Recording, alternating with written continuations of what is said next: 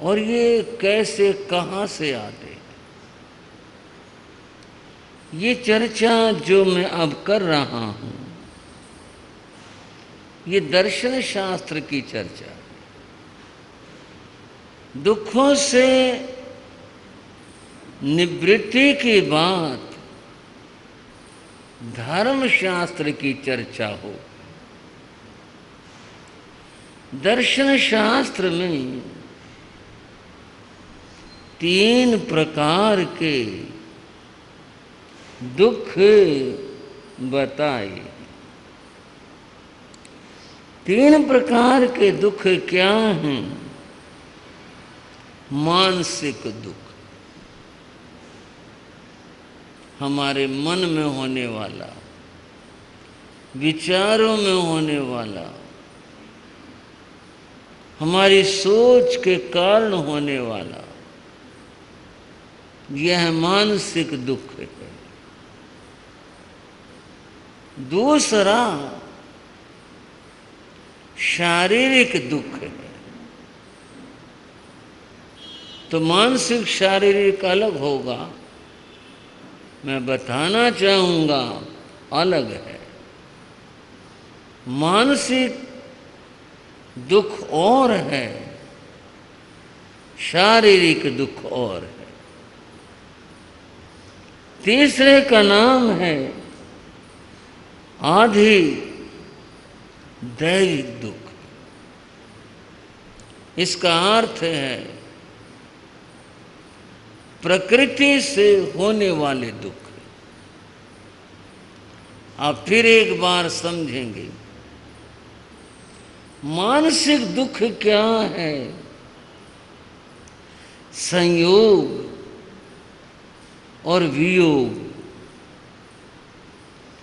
इनसे होने वाला दुख। संयोग जो हम नहीं चाहते हैं वो हो जाए, समझ रहे हो ना बात? जो नहीं चाहते, जो नहीं चाहते हैं वो अगर हो, बड़ा दुख होता है, बहुत परेशानी होती। और जो चाहते हैं वह न हो, जिसको चाहा, जिसकी इच्छा कामना की, वो हुआ नहीं। यह व्यक्ति का मानसिक दुख है। ये मैंने संयोग की बात बताई। वियोग की भी यही बात है। जिसको चाहते हैं वह दूर चला जाए, जिसको नहीं चाहते हैं वो आ जाए। कुछ भी हो, जड़ हो, चेतन हो, कुछ हो, उसका संयोग हो जाए तो आदमी दुखी होता। संयोग और वियोग जिन्हें व्यक्ति नहीं चाहता, उनके होने से व्यक्ति में चिंता पैदा होती। और ये जो चिंता है, ये बड़ा भारी दुख है। इसको मानसिक दुख कहते हैं। किसी विचारक ने कहा, चिता चिंता द्वयोर मध्ये चिंता नैव गृह्यसि,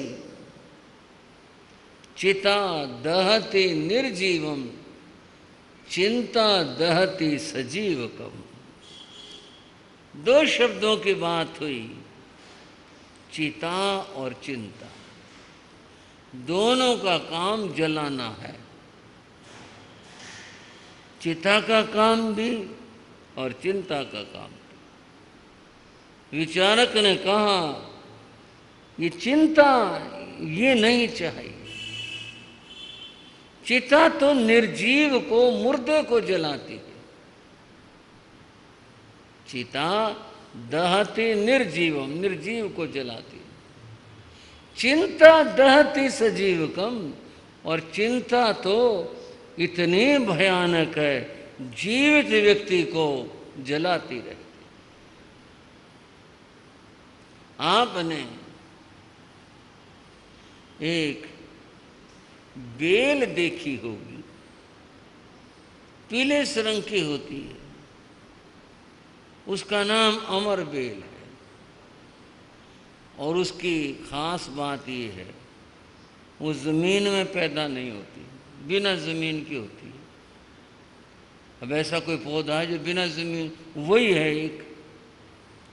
वो तो पीले रंग की होती है, पतली पतली सी होती है, वृक्षों के ऊपर पाई जाती है।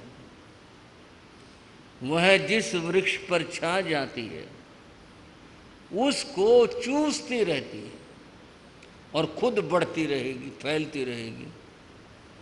वृक्ष सूख जाएगा बिल्कुल, फिर वो सूखेगी। उस जमीन से कुछ नहीं होता उसका संबंध, पेड़ के ऊपर होती। आते कहाँ से है? कोई पक्षी उठा के ले गया, कुछ अपने घोंसले के लिए ले गया, पंजे में उलझ करके चलेगी, हवा से चलेगी, इस पेड़ से उस पेड़ पर चलेगी, जरा सा कुछ चला जाए, बस उतना ही बहुत है। वह अमर बेल जिस पेड़ पर छा जाती है उसको चूसती रहती। ये चिंता की अमर बेल भी जिस पर छा जाती है उस व्यक्ति को चूसती रहती। हर वक्त, हर समय दिमाग में जो चिंता है किसी भी चीज़ की हो सकती है, बस वो बनी रहती है। चिंता से आदमी बस सूखता रहता है। चिंता ऐसी चीज है। किसी व्यक्ति ने कहा था, और वो सत्य कहा था, जिसने फिक्र का मारा फाका उसका नाम फकीर। जिसने इस फिक्र चिंता को खा लिया, दूर कर दिया, फकीर वही होता।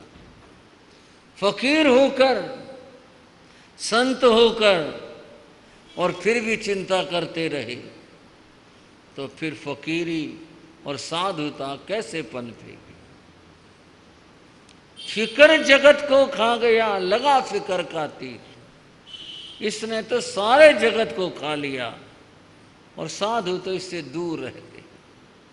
इसलिए साधु आनंद में रहते हैं।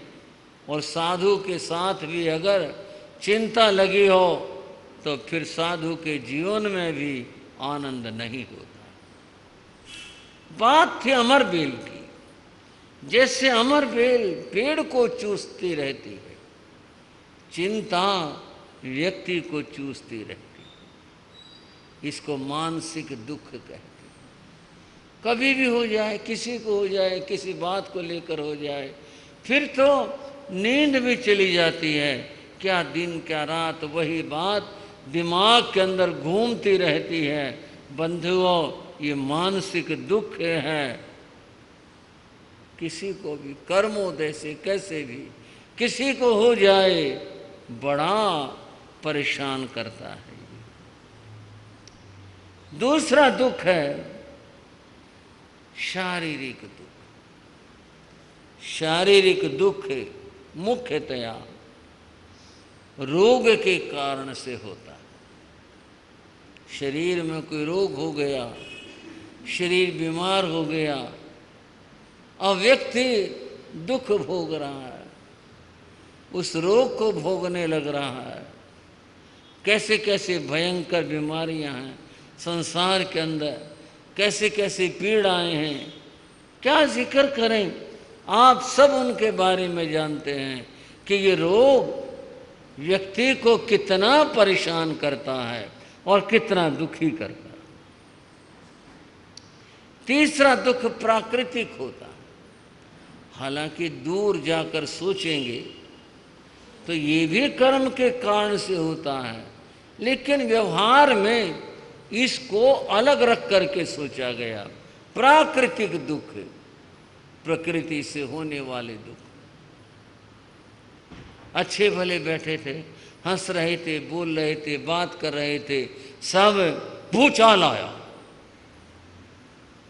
एकदम से जमीन हिली, मकान हिला, और उसमें क्या दशा होती है आदमी की सोच सकते हैं। ये प्राकृतिक दुख है। कितनी मानसिकता खराब होती है, आदमी कितना दुखी होता है और कैसे निकल करके वहां से भागता है।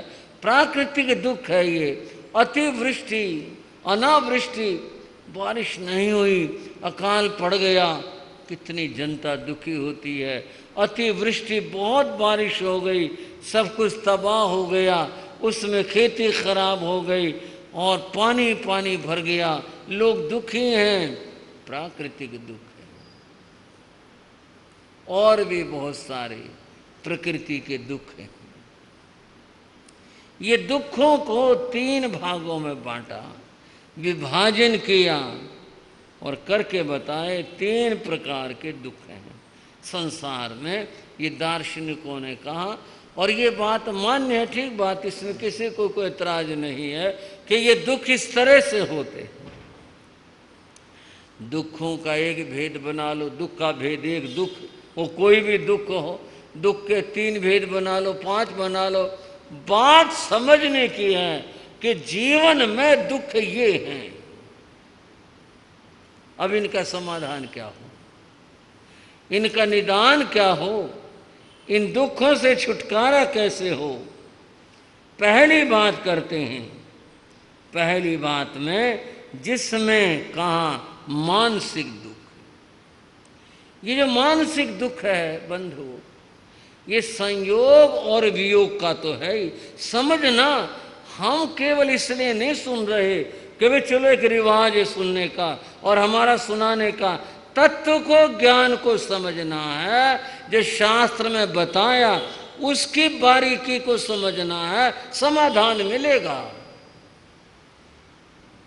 मानसिक दुख, एक तो मैंने यही कहा कि भाई संयोग और वियोग से होने वाला दुख, हमारे मन के खिलाफ हो रहा कोई काम, उसका दुख, कोई चिंता है उसका दुख, ये सारी बातें अध्यात्म की दृष्टि से, धर्म की दृष्टि से मानसिक दुख 4 बातों से होता है। क्रोध, मान, माया और लोभ, ये मानसिक दुख के कारण है। एक बार क्रोध आ जाए आदमी को, बस क्रोध आ गया, चलो कह दिया किसी ने, चलो भाई छोड़ो, क्यों काम का बात बढ़ा रहे, चलो हटो, वो सब हो गया, पर सारे दिन मन परेशान रहता। पश्चिम बिहार वालों, हाँ करोगे ना करोगे, बताओ भाइयों। एक बार गुस्सा आए, सारे दिन मन क्या रहता है, दुखी रहता, परेशान रहता है। एक बार का दुख सारे दिन के आनंद को, सुख को खराब कर देता है। ये क्रोध ऐसी चीज है। इसी तरह से जिसके मन में अहंकार होता है उसके मन को शांति नहीं होती। वह तो बस क्या कहूँ मैं, क्या उसके बारे में बताऊँ, सारा दिन सीना फुला बस ये देखता रहता है, इधर उधर अपने आप को सुपर मानना, दूसरे को छोटा मानना, अपने लिए बहुत कुछ सोचना, ये सब अहंकार की बातें हैं। छल कपट करने वालों को शांति नहीं होती। वो तो हर समय तिकड़म जिसे कहते हैं, लगाते रहते हैं कुछ न कुछ, इधर उधर छल कपट, धोखा, दूसरे को फंसाना करना। चौथी बात लोभ है, मानसिक दुख का महाकारण है लोभ। चित्त में अगर लोभ है, बस व्यक्ति एक दिन क्या, क्रोध तो फिर भी एक दिन में शांत हो जाए, 2 दिन में शांत हो जाए, सप्ताह भर में शांत हो जाएगा। जिसके चित्त में लोभ है, यह तो हर समय बना रहता है, सालों साल का, जब तक, और जब तक क्या शांति नहीं होता। जब लोभ है चित्त के अंदर, व्यक्ति को सुख कहाँ, शांति कहाँ, चैन कहाँ, होती नहीं। बस लोभ से दुखी रहता है, लोभ से परेशान रहता है। अगर कोई मानसिक शांति चाहता हो तो वह कषाय भाव को कम करे। जितना कषाय भाव घटेगा जीवन में उतनी शांति आएगी। जितना घटेगा और जितना कषायों का भाव बढ़ेगा उतने ही ज्यादा जीवन के अंदर अशांति होगी। तो शांति पाने का उपाय इन कषायों को घटाना है। और कषायों में लोभ है, क्रोध है, अभिमान है, छल कपट है, इनको घटाना है। ये जब तक रहेंगे व्यक्ति दुखी रहेगा। यहाँ श्री उत्तराध्ययन सूत्र के इस ऊरभ्रिय नाम के अध्याय में इस लोभ की और संतोष की बात को समझाते हुए एक छोटा सा उदाहरण दिया। लगता है ये परंपरा जो उस उदाहरण में है बहुत पुरानी लगती है। एक व्यक्ति था, उस व्यक्ति ने गाय को पाला हुआ था। गाय का एक बछड़ा था जो गाय के साथ ही रहता था, बंधता था। जब गाय को पाला था तो उसके खाने का प्रबंध भी होता था, चारा डाला जाता था, गाय खाती थी, बछड़ा भी जैसी उम्र का था और दूध देती थी। ये थी इसकी। वो परिवार व्यक्ति मांसाहारी था, अधर्मी था,